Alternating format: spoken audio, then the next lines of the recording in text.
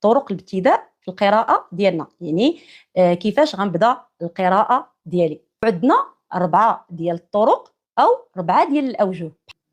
الوجه الأول عندنا قطع الجميع، وضروري قبل ما نشرح قطع الجميع نعرفوا بعدا المعنى ديال قطع الجميع. قطع الجميع يعني أننا كنقراو الاستعاذة وكنوقفوا، يعني كنقطعوا القراءة وكنقراو البسملة وكنوقفوا، يعني كنقطعوا القراءة وكنقراو أول السورة. وغنطبق باش تفهموا أكثر. أعوذ بالله من الشيطان الرجيم. بسم الله الرحمن الرحيم. الحمد لله رب العالمين. إلا لاحظتوا معي شنو درت؟ قريت الاستعاذة وقفت، يعني قطعت القراءة. قريت موراها البسملة وقطعت القراءة، يعني وقفت. وقريت أول السورة وتما غنكمل القراءة ديالي عادي. فهذا هو الوجه الأول في ابتداء القراءة، اللي هو ننتقلوا نشرحوا الوجه الثاني. الوجه الثاني هو وصل الجميع.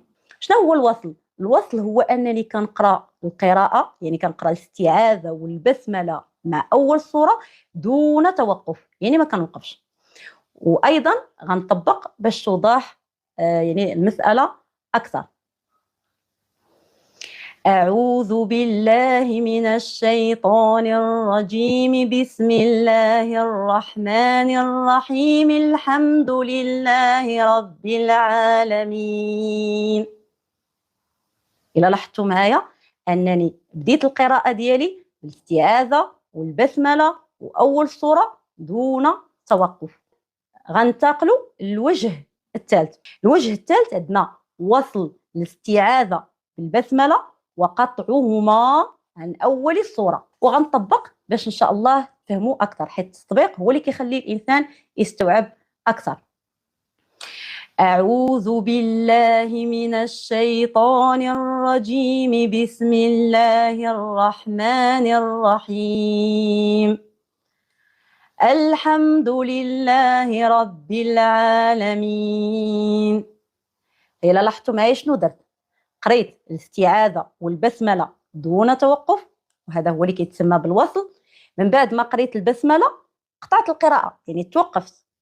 عاد قريت أول سورة اللي هو أول سورة الفاتحة.